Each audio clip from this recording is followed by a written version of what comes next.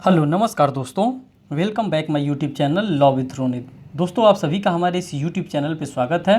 साथियों आप लोगों के लिए एक नया अपडेट लेके आए हैं जो कि यूपी पीसीएसजे मेन एग्जामिनेशन के आंसर फ्रेमिंग से है। साथियों आज इस वीडियो के माध्यम से हम बात करेंगे हिंदू मैरिज एक्ट पे आंसर लिखने के बारे में कि कैसे आप अपने हिंदू मैरिज एक्ट के क्वेश्चंस को सॉल्व कर सकते हैं अपने मेन एग्जामिनेशन में। साथियों मैं आपको एक इन्फॉर्मेशन और दे देना चाहता हूं, जो भी मैं आंसर यहाँ पे फ्रेमिंग करके लाया हूँ वो आपका कहीं ना कहीं किसी न किसी मेन एग्जामिनेशन में आया है और खास करके मैंने उसी आंसर को यहाँ पे रखा है जो आपके यूपी पीसीएसजे मेन एग्जामिनेशन में आया, उसी आंसर को यहाँ पे रखने का मैंने प्रयास किया है। साथियों यहाँ पे आपको ये बुक दिख रही है लॉ सक्सेस और विधि भारती पब्लिकेशन का। इस बुक से मैंने क्वेश्चन को ऑप्ट किया है और इसी के अकॉर्डिंग मैंने यहाँ से आंसर रिफ्रेमिंग करना स्टार्ट किया। तो साथियों बिना देर की इस सेशन को स्टार्ट करते हैं। देखिए इसमें किस प्रकार से आंसर फ्रेमिंग किया गया है। तो आप यहां पर देख सकते हैं कि UP PCSJ mains answer writing, और हम बात कर रहे हैं हिंदू मैरिज एक्ट 1955 जो कि फ्रीक्वेंटली आस्क होता है। आपके एग्जामिनेशन में ये क्वेश्चन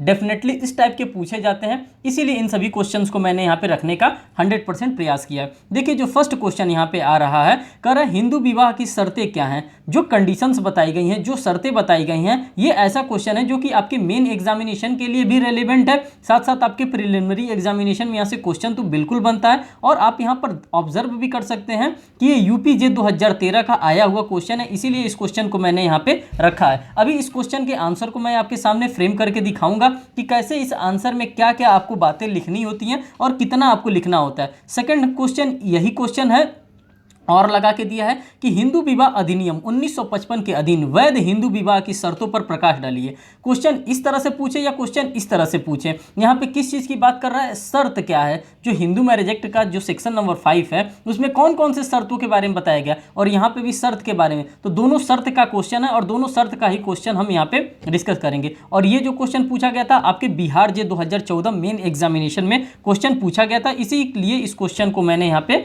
रखा है। देखिए साथियों जब आप आंसर फ्रेमिंग करते हैं, आंसर राइटिंग करते हैं मेन के पर्पज से, अगर 5 नंबर का आता है तो सिर्फ और सिर्फ एक पेज ही अपने आंसर को लिखेंगे, उससे ज़्यादा आप अपने आंसर को एक्सपेंड नहीं करेंगे, नहीं तो आपका टाइम छूट जाएगा, आपका दूसरा क्वेश्चन नहीं सॉल्व हो पाएगा। अगर 10 नंबर का आता है तो आप 2 पेज करेंगे, 5 आगे वाला 5 नंबर का, पीछे वाला 5 नंबर का, मीन्स कि 10 नंबर में 2 पेज ही आपको अपने आंसर को फ्रेम करना है। ये स्ट्रेटेजी है और इसी स्ट्रेटेजी के अकॉर्डिंग आपको अपने आंसर को फ्रेम करना है। देखिए आंसर क्या कर रहा है, हिंदू विवाह की शर्त धारा 5 के अंतर्गत दिया गया है। कहाँ पर ये डिफाइन किया गया है साथियों, तो ये धारा 5 के अंतर्गत डिफाइन किया गया है। ये सभी लोगों को कहीं ना कहीं पता होता है। आगे देखिए करा, अधिनियम की धारा 5 के अनुसार 2 हिंदुओं के बीच विवाह उसी स्थिति में अनुष्ठापित मीन्स की सोलोमनाइज किया जा सकता है जिसमें निम्नलिखित शर्तें पूरी करता हो। अर्थात अब कौन से शर्त की बात कर रहा है कि किस प्रकार के शर्त को पूरी करता हो, तो सभी शर्तों को हम यहाँ पे क्या करेंगे, एक एक करके सभी शर्तों को हम यहाँ पे एलिब्रेट करते हुए चलेंगे और देखेंगे कि किस शर्त के अकॉर्डिंग कौन सी बातें कही गई है, किसके अकॉर्डिंग। तो हिंदू मैरिज एक्ट 1955 के सेक्शन 5 के अकॉर्डिंग क्या क्या बातें हैं। तो साथियों जो फर्स्ट कंडीशन कर रहा है एक विवाह के बारे में बात कर रहा है। हमारा जो हिंदू मैरिज एक्ट है वो सिर्फ और सिर्फ एक शादी को मान्यता देता है और एक ही शादी को सोलमनाइज करने की बात कर रहा है, और ये हमको देखने के लिए मिलता है धारा 5 सब क्लॉज 1 के अंतर्गत हमको देखने के लिए मिलता है। सेकंड कर रहा है मानसिक सक्षमता के बारे में कि आदमी क्या होना चाहिए, कॉम्पिटेंट होना चाहिए। कॉम्पिटेंट किस मामले में, वो अनसाउंड माइंड का व्यक्ति नहीं होना चाहिए, वो पागल नहीं होना चाहिए। तो मानसिक सक्षमता के बारे में हमको कहाँ देखने के लिए मिलता है, धारा 5 के सब क्लॉज 2 के अंतर्गत देखने के लिए मिलता है। नेक्स्ट कर रहा है विवाह की उम्र के बारे में हमको कहाँ देखने के लिए मिलता है, तो धारा 5 के सब क्लॉज 3 के अंतर्गत ही हमको देखने के लिए मिलता है। नेक्स्ट कर रहा है पक्षकार प्रतिसिद्ध संबंध के अंतर्गत न आते हों, जो प्रतिसिद्ध संबंध होता है उसमें न आते हों, ये हमको देखने के लिए कहाँ मिलता है, प्रोहिबिटेड रिलेशनशिप की अगर हम बात करते हैं तो धारा 5 के सब क्लॉज 4 के अंतर्गत ये मिलता है। सपिंड संबंधों के अंतर्गत न हो, मीन्स कि जो सपिंड रिलेशंस होते हैं उस सपिंडास रिलेशन के अंतर्गत नहीं आना चाहिए। अगर हिंदू मैरिज एक्ट के अकॉर्डिंग अगर किसी की शादी हो रही है, अगर 2 हिंदुओं की शादी हो रही है, और ये कहाँ हमको डिफाइन किया गया है, तो सेक्शन नंबर 5 के क्लॉज 5 के अंतर्गत ये बातें हमको डिफाइन करके रख दिया है। अब साथियों इन्हीं सभी चीज़ों को आप क्या करेंगे, अगर आपके पास अगर 10 नंबर का क्वेश्चन आ रहा है या आपके पास 20 नंबर का इससे रिलेटेड क्वेश्चन आ रहा है, तो अगर 20 नंबर का आ रहा है तो आप 4 ही पेज लिखेंगे, उससे ज़्यादा आप नहीं लिखेंगे। अब ये थोड़ा सा बड़ा क्वेश्चन है, पहले बड़ा बड़ा क्वेश्चन आता था, अब इस बड़े क्वेश्चन को देखिए किस प्रकार से एलिब्रेट करने का कोशिश किया गया है। एक एक टॉपिक को, एक एक केस लॉ को, हर एक चीज़ को समझाते हुए चलना है। एक विवाह, धारा 5 सब क्लॉज 1 में अभी आप लोगों ने बताया है कि एक विवाह को मान्यता दिया है। जिस समय विवाह संपन्न किया जा रहा हो उस समय दोनों पक्षकारों में से कोई भी पति या पत्नी जीवित ना हो, मीन्स कि किसी का पहले से शादी ना हुआ हो। अगर शादी भी हुआ हो तो वो अगर सेकंड मैरिज कर रहा है तो किसी का कोई पति जीवित हो ना किसी की कोई पत्नी जीवित हो, तब वो शादी करेगा। सेकंड बात कह रहा है यहाँ पे एक हमारे पास केस लॉ आ जा रहा है, रेलिवेंट केस लॉ। और जब आप यूपीपीसीएस दे रहे हैं, जब मेंस का एग्जामिनेशन दे रहे हैं, तो यहाँ पे केस लॉ अगर आपके पास है तो आप केस लॉ के सपोर्ट में आप अपने आंसर को डेफिनेटली लिखिए। कह रहा है यमुनाबाई अनंतराव बनाम अनंतराव का एक मामला आया है। अनंतराव शिवराम के मामले में यह अभिनिर्धारित किया गया है कि हिंदू विवाह अधिनियम 1955 के अंतर्गत द्विविवाह को पूर्णतः समाप्त कर दिया गया। किस केस में बताया गया साथियों? तो यमुनाबाई अनंतराव बनाम अनंतराव शिवराम के मामले में यह बता दिया गया है कि जो द्विविवाह होता है, इस द्विविवाह को क्या कर दिया गया? पूर्ण रूप से समाप्त कर दिया गया है। कब से? जब से हमारा हिंदू मैरिज एक्ट लागू हो गया है 1955, तब से द्विविवाह हम नहीं कर सकते हैं। नेक्स्ट हमारे पास केस आ रहा है साथियों, सरला मुदगल बना भारत संघ का मामला है। और ये भी मामला हमारे लिए बहुत ही रेलिवेंट मामला है जो कि 1995 का है। के बाद में कि उच्चतम न्यायालय ने यह अभिनिर्धारित किया कि यदि हिंदू पति ने इस्लाम धर्म ग्रहण कर पुनः विवाह कर लिया है तो वह पुनः विवाह का दोषी होगा। किस चीज़ का दोषी होगा?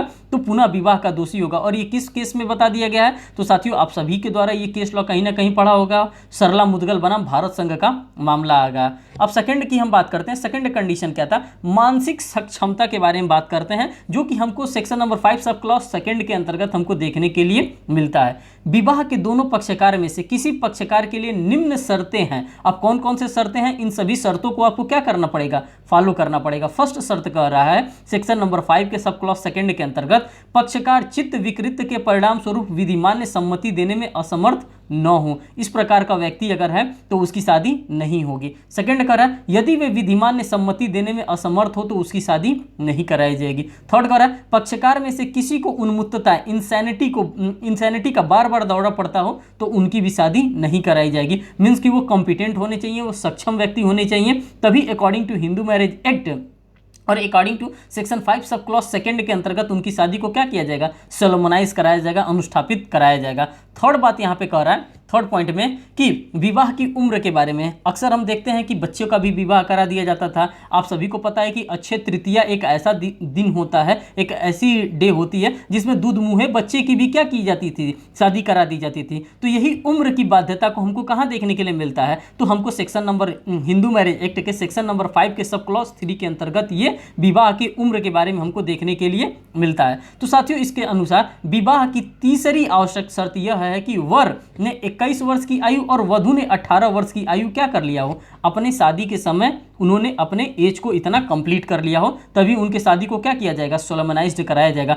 अन्यथा अगर इन्होंने एज को नहीं इतना किया है तो इनके शादी को क्या माना जाएगा? इनके शादी को तो वैलिड माना जाएगा, लेकिन इनको पनिशेबल भी किया जाएगा, इनको पनिशमेंट भी दिया जा सकता है। देखिए इस शर्त के उल्लंघन का परिणाम क्या होगा? अधिनियम की धारा 18 के अनुसार कोई भी विवाह का पक्षकार जो धारा 5 सब क्लॉज 3 के उल्लंघन में विवाह अनुष्ठापित कर लेता है वह कठोर कारावास से, जो 2 वर्ष तक के कारावास से या जुर्माने से या 1 लाख रुपए तक के जुर्माने से दंडित किया जा सकेगा। किसके अनुसार साथियों? तो धारा 18 के अंतर्गत इन भाई साहब को क्या दिया जाएगा? पनिशमेंट इंपोज किया जाएगा। फोर्थ टॉपिक के बारे में हम बात कर रहे हैं। फोर्थ जो इसका कंडीशन है कर रहा है पक्षकार प्रतिसिद्ध संबंध के अंतर्गत न आता हो, और ये हमको कहाँ देखने के लिए मिल रहा है? धारा 5 सब क्लॉज 4 के अंतर्गत ये हमको देखने के लिए मिल रहा है। कर विवाह की चौथी आवश्यक शर्त यह है कि विवाह के दोनों पक्षकार में से प्रत्येक को शासित करने वाली रूढ़ी या प्रथा से उन दोनों के बीच विवाह अनुष्ठापित न हो और पक्षकार प्रतिसिद्ध नातेदारी की डिग्री के भीतर न हो। साथियों आप सभी को पता है कि प्रतिसिद्ध नातेदारी की डिग्री के बारे में हमको कहाँ बताया जाता है और प्रतिसिद्ध नातेदारी की डिग्री होती क्या है, ये सभी आप लोगों को ऑलरेडी पता है। और ये सभी चीजों आपको यहाँ पे लिखना नहीं है, बस आपको कंडीशंस के बारे में बात कर रहा है, शर्त के बारे में बात कर रहा है। आपको सिर्फ और सिर्फ अपने शर्तों को बताना है, जो कि Hindu marriage act section number 5 में जो 5 शर्तें दिया हैं, सिर्फ और सिर्फ शर्तों को बताना है, आपको आगे बढ़ते चलना है। नहीं तो आप ज़्यादा एलिब्रेट करने के चक्कर में पड़ेंगे तो आपका सेकंड क्वेश्चन जो होगा, नेक्स्ट क्वेश्चन, वो कहीं ना कहीं छूटने लगेगा। नेक्स्ट कह रहा है कि सपिंड संबंधों के अंतर्गत न आते हों। किसके अंतर्गत साथियों? तो सपिंड संबंध, जो सपिंडास रिलेशन की हम बात करते हैं, सपिंडास रिलेशन के अंतर्गत ये शादी नहीं हो सकती। और ये हमको कहाँ देखने के लिए मिलता है? तो साथियों हिंदू मैरिज एक्ट के सेक्शन नंबर 5 के सब क्लॉज 5 के अंतर्गत ये चीज़ हमको देखने के लिए मिलता है। अधिनियम की धारा 5 खंड 5 के अंतर्गत विवाह की 5वीं शर्त यह है कि विवाह के पक्षकार एक दूसरे के सपिंड न हो। यहाँ पे साफ साफ बता दिया कि जो विवाह के पक्षकार हैं साथियों, वे एक दूसरे के बिल्कुल भी किसी भी प्रकार से सपिंड रिलेशन में न आते हों। आगे कह रहा है कि सपिंड संबंधों को अधिनियम की धारा 3 यफ किसमें साथियों 3 यफ में परिभाषित किया गया। इस धारा के अनुसार निम्नलिखित संबंध सपिंड संबंध में माने जाते हैं, जैसे कि माता के ऊपर वाली परंपरा में तीसरी पीढ़ी तक, जिसके अंतर्गत तीसरी पीढ़ी भी शामिल होती है। इसको हम लोग क्या कहते हैं, इसको सपिंदास रिलेशन के अंतर्गत हम लोग मानते हैं और ये कहते हैं कि ये जनरेशन जो है ये सपिंड नातेदारी के अंतर्गत आती है। अगर यही बात करते हैं पिता के तरफ से, तो पिता के ऊपर वाली परंपरा के 5 पीढ़ी तक, जिसमें 5वीं पीढ़ी भी शामिल होती है, इस रिलेशन को हम क्या कहते हैं, इसी रिलेशन को हम लोग सपिंदास रिलेशनशिप कहते हैं। और अगर इस रिलेशनशिप में कोई है तो कोई भी व्यक्ति according to Hindu marriage act section 5 sub clause 5 के अकॉर्डिंग शादी नहीं कर सकता, अपने शादी को सोलमनाइज नहीं करा सकता। तो ये सारे कंडीशंस थे, जो कंडीशंस यहाँ पे पूछे गए थे आपके क्वेश्चन के अकॉर्डिंग, उन सभी कंडीशंस को आपने बता दिया। अब देखिए इस शर्त का उल्लंघन करने पे क्या परिणाम आपको दिया जाएगा। अगर सपिंड नातेदारी का अगर आप कहीं ना कहीं कर्टेल कर रहे हैं, कहीं उल्लंघन कर रहे हैं, तो आपको क्या पनिशमेंट इंपोज किया जाएगा।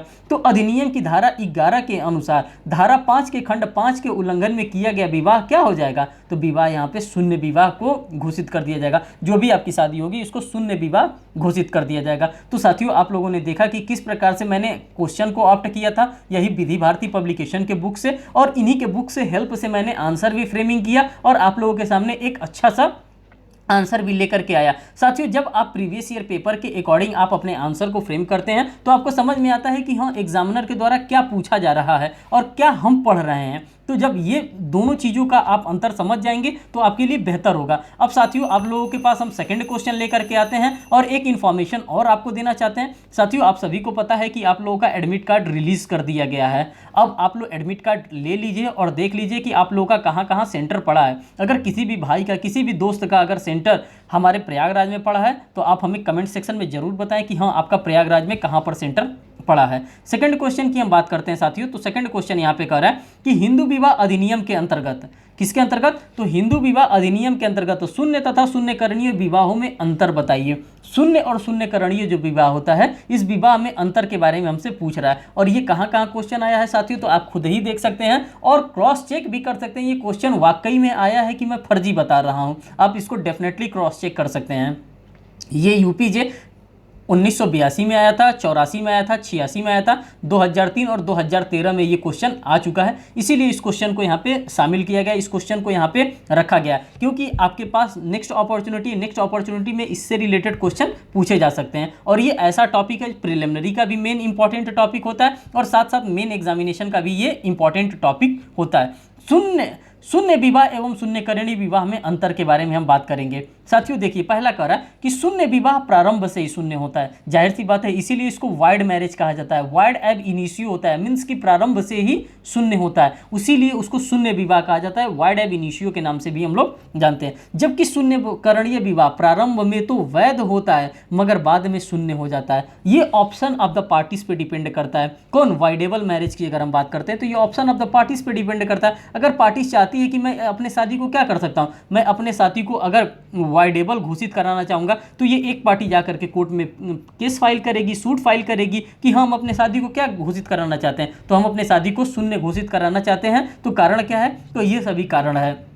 लेकिन जहां हम बात करते हैं साथियों किसके, जब हम शून्य विवाह की बात करते हैं तो वो शुरुआत से ही शून्य होता है, इसीलिए उसको वाइड एब इनिशियो कहते हैं। और वाइडेबल में क्या होता है, ऑप्शन ऑफ द पार्टीज के पास ऑप्शन होता है। नेक्स्ट कह रहा है धारा 11 में विवाह बातिल और शून्य हो जाता है। किसके अंतर्गत साथियों, तो धारा 11 में बातिल उर्दू शब्द है, आप ये भी लिख सकते हैं। शून्य वाइडेबल भी लिख सकते हैं, वाइड भी लिख सकते हैं, वाइड एब इनिशियो भी आप लिख सकते हैं। जो लैंग्वेज, जो वर्ड आपको प्रेफरेंस देता हूँ, जो आपको लिखने में आसानी होगा वो वर्ड आप लिख सकते हैं। जबकि शून्यकरणीय विवाह में अकृतता के लिए डिग्री प्राप्त की जाती है। किसके लिए साथियों, तो यहाँ पे अकृतता के लिए डिग्री यहाँ पे प्राप्त की जाती है। किसके अंतर्गत, तो शून्यकरणीय विवाह के अंतर्गत। नेक्स्ट पॉइंट कह रहा है साथियों, शून्य विवाह में पति एवं पत्नी के बीच पारस्परिक दायित्व तो प्रारंभ से ही नहीं होता है। किस चीज़ का दायित्व नहीं होता है? तो जो पारस्परिक दायित्व होता है ये प्रारंभ से ही नहीं होता है, जबकि शून्यकरणीय विवाह में पारस्परिक दायित्व प्रारंभ से ही होता है, परंतु डिक्री की तिथि से ऐसा दायित्व समाप्त हो जाता है। किसकी डिक्री से साथियों? तो जैसे ही हमारे पास डिक्री प्राप्त हो जाती है उसी डिक्री की तिथि से ये क्या हो जाता है, जो भी हमारे दायित्व होते हैं, जो भी हमारे लीगल ऑब्लिगेशंस होते हैं, जो भी राइट्स होते हैं, जो भी ड्यूटीज होते हैं, ये सभी के सभी क्या हो जाते हैं, कहीं ना कहीं समाप्त हो जाते हैं। नेक्स्ट फोर्थ नंबर पॉइंट की बात करते हैं साथियों। तो फोर्थ नंबर पॉइंट में कह रहा है कि शून्य विवाह में डिक्री पारित होने के पूर्व, किसमें? तो शून्य विवाह में अगर किसी भी प्रकार की कोई भी डिक्री पारित कर दिया गया है तो इसके पूर्व दोनों में से किसी भी प्रकार की मृत्यु हो जाती है जब उसके बीच पारस्परिक उत्तरदायित्व का अधिकार नहीं होता है। तो ये लाइन को आप परफेक्शन से एक बार और देखिएगा। जबकि शून्यकरणीय विवाह में डिक्री पारित होने के पूर्व किसी पक्षकार की मृत्यु हो जाने पर पारस्परिक उत्तरदायित्व होता है। किसकी उत्तरदायित्व होती है साथियों? तो ये पारस्परिक उत्तरदायित्व की बात करता है, परंतु डिक्री के बाद ऐसा अधिकार नहीं होता है। अगर डिक्री पारित कर दिया गया है तो डिक्री पारित कर देने के बाद इस प्रकार का कोई भी राइट, कोई भी लीगल बाउंडेशन, कोई भी लीगल ऑब्लिगेशन यहाँ पे अराइज नहीं होता है। तो साथियों आप लोगों ने यहाँ पे ऑब्जर्व किया कि शून्य विवाह और शून्यकरणीय विवाह क्या होता है, किस प्रकार के विवाह को हम लोग शून्य विवाह और किस प्रकार के विवाह को हम लोग शून्यकरणीय विवाह कहते हैं। नेक्स्ट पॉइंट आप देखिए, नेक्स्ट पॉइंट में कह रहा है कि शून्य विवाह में पति एवं पत्नी की वैधानिक हैसियत नहीं होती है, इसलिए विवाह के दोनों पक्षकार पुनर्विवाह करने के लिए स्वतंत्र होते हैं। देख लिए कि यहाँ पे स्वतंत्र होते हैं। जबकि शून्यकरणीय विवाह में डिक्री पारित होने के पूर्व पति पत्नी की वैधानिक हैसियत कायम रहता है, अतः पक्षकार पुनर्विवाह करने के लिए स्वतंत्र नहीं होता है। यहाँ पे चैटल की बात करता है। चैटल का मतलब होता है कि वो स्वामी होता है, जो पुरुष होता है अपने स्त्री का स्वामी होता है, इसी को चैटल कहा जाता है। लेकिन सुप्रीम कोर्ट ऑफ इंडिया के द्वारा एक हाल ही में जजमेंट पास किया गया है और इस जजमेंट में ये भी कहा गया है कि जो हस्बैंड होता है ये अपने वाइफ का मास्टर नहीं, अपने वाइफ का ये चैटल नहीं हो सकता। ये क्या हो सकता है? एक फ्रेंड हो सकता है, लेकिन उसको मास्टर नहीं कहा जाएगा। कोई भी हस्बैंड अपनी वाइफ का मास्टर नहीं हो सकता है। आपने ये भी सुन लिया और ये भी जान लिया, आप चाहें तो इसको भी लिख सकते हैं। आगे देखिए, शून्य विवाह के अंतर्गत पत्नी भरण पोषण का दावा नहीं कर सकती है। कौन नहीं कर सकता है? तो भरण पोषण का दावा नहीं कर सकती है, जबकि शून्यकरणीय विवाह में पत्नी भरण पोषण का दावा भी कर सकती है। और अगर आपको लगता है कि आपका आंसर में अगर पेज बच रहा है, अगर आपका आंसर नहीं कंप्लीट हो पा रहा है, तो आप इस तरह से एक डायग्रामेटिकल प्रेजेंटेशन के माध्यम से भी क्या कर सकते हैं, आप अपने आंसर को यहाँ पे एलिब्रेट कर सकते हैं और आप अपने आंसर को यहाँ पे शो कर सकते हैं। देखिए साथियों, अगर हम शून्य विवाह की बात करते हैं जो धारा 11 के अंतर्गत हमको प्रोवाइड किया गया है, तो इसमें क्या है, अगर हम एक विवाह के बारे में बात करते हैं, अगर हम प्रतिसिद्ध नातेदारी की बात करते हैं, अगर सपिंड नातेदारी की बात करते हैं, तो इसमें क्या क्या कंडीशंस अराइज होंगे। इस तरह से अगर आप यूपी पीसीएसजे अगर मेन एग्जामिनेशन दे रहे हैं तो आप इस प्रकार का चार्ट भी प्रिपेयर कर सकते हैं। चार्ट प्रिपेयर करने के लिए आपको बिल्कुल छूट दिया जाता है, आप जैसा चाहें वैसा चार्ट प्रिपेयर कर सकते हैं। जो लास्ट में मैंने आपको एक चार्ट प्रिपेयर करने का भी तरीका यहाँ पर दिखा दिया। एक विवाह धारा 5(1) के अंतर्गत दिया है। अगर इसमें दंड की अगर हम बात करते हैं तो धारा 11 और धारा 17 के अंतर्गत इसके दंड के बारे में बताया गया है। ये कहाँ पे दंड, ये हिंदू मैरिज एक्ट के दंड के बारे में बताया गया है, हामा एक्ट, और ये आईपीसी के दंड के बारे में बताया गया जो कि 494 और 495 के अंतर्गत डिफाइन किया गया। अगर प्रतिसिद्ध नातेदारी के अंतर्गत अगर किसी भी प्रकार का कोई भी शादी करता है तो इसके लिए दंड की बात हम करते हैं तो धारा 18 सब क्लॉज ख के अंतर्गत हिंदू मैरिज एक्ट के अंतर्गत हमको देखने के लिए मिलता है। और साथियों अगर कारावास की बात करते हैं तो यहाँ पे 1 महीना और 1000 रुपए की जुर्माना के बारे में भी हमको देखने के लिए मिलता है। कहाँ की हम बात कर रहे हैं, तो साथियों अगर हम प्रतिसिद्ध नातेदारी की बात कर रहे हैं तब। अगर सपिंड नातेदारी की हम बात कर रहे हैं तो इसमें दंड की बात करते हैं तो दंड इसमें धारा 18 सब क्लॉज ख हिंदू मैरिज एक्ट के अकॉर्डिंग यहाँ पे दिया जाएगा। और कारावास की हम बात करें तो 1 माह एवं 1000 रुपए का जुर्माना से भी यहाँ पे क्या किया जाएगा, आपको दंडित किया जाएगा। ये तो रहा पूरा गुणा गणित आपका शून्य विवाह का जो कि धारा 11 से डील करता है। अब साथियों हम बात यहीं पे कर लेते हैं शून्यकरणीय विवाह का। ये शून्यकरणीय विवाह क्या होता है और ये कहाँ पे डिफाइन किया गया है। शून्यकरणीय विवाह साथियों आपको धारा 12 के अंतर्गत डिफाइन किया गया है। इसमें किस चीज़ की बात करता है, तो नपुंसकता की बात करता है जो कि धारा 12 सब क्लॉज क के अंतर्गत किया जा रहा है। इसमें अगर कोई शून्य अगर इस प्रकार का किसी का शादी हो जाता है तो इस शादी को क्या कराया जा सकता है, ऑप्शन ऑफ द पार्टीज पे इसको वॉइडेबल घोषित करवाया जा सकता है, शून्यकरणीय करवाया जा सकता है। अगर मानसिक अक्षमता है तथा और धारा की बात करते हैं तो धारा 12 क्लॉज ख के अंतर्गत इस प्रकार की कोई चीज़ है तो उसको भी शून्यकरणीय घोषित करवाया जा सकता है। नेक्स्ट की बात करते हैं बल या कपट द्वारा सम्मति, धारा 12(1) सब क्लॉज ग के अंतर्गत इस प्रकार का भी अगर कोई शादी कराता है तो इसको भी शून्यकरणीय वॉइडेबल घोषित करवाया जा सकता है by the court of law और by the option of the parties के अकॉर्डिंग। और एक पुरुष द्वारा गर्भधारण, धारा मीन्स कि पर पुरुष के द्वारा अगर कोई स्त्री गर्भ धारण कर ली है तो इसको भी धारा 12 सब क्लॉज 1 और घ के अंतर्गत क्या किया जा सकता है, इसको भी वॉइडेबल घोषित करवाया जा सकता है। तो अपने चार्ट की प्रिपरेशन के माध्यम से भी और जिस तरह से हो सकता है आप अपने आंसर को फ्रेम किए, और यही एक मेन स्ट्रेटेजी होता है जिस तरह से आप अपने आंसर को कवर कर सकते हैं। साथियों, ये था आज का आंसर राइटिंग सेशन जो कि मैंने आपके लिए हिंदू मैरिज एक्ट के लिए लेकर के आया हूं। अगर साथियों ये आपको आंसर राइटिंग पसंद आ रहा है तो आप हमें कमेंट करके बताएं। इसका पार्ट सेकंड भी मैं आपके लिए लेकर के आऊँगा जो कि आपके एग्जामिनेशन के लिए रेलिवेंट है। साथियों, इससे रिलेटेड अगर कोई भी क्वेरी हो तो आप हमको हमारे कमेंट सेक्शन में कमेंट डाल करके हमसे पूछ सकते हैं। अगर आपको ये बुक भी लेना हो तो साथियों डिस्क्रिप्शन बॉक्स में मैं बुक का लिंक डाल दूंगा। अगर आपको ये बुक लेना हो तो आप वहाँ से बुक भी परचेज कर सकते हैं। और साथियों, अगर आप हमारे चैनल पर नए हैं तो चैनल को जरूर सब्सक्राइब करिएगा, वीडियो को लाइक करिएगा और बेल बटन दबाना तो बिल्कुल ना भूलिएगा, जिससे मैं कोई भी लेटेस्ट अपडेट लेकर के आ रहा हूँ यूपी पीसीएस जे मेन एग्जामिनेशन से रिलेटेड, वो सारे अपडेट आपको टाइम टू टाइम मिलते रहेंगे। तो साथियों फिर नेक्स्ट वीडियो में आपसे मिलते हैं बहुत जल्दी। Okay, thank you.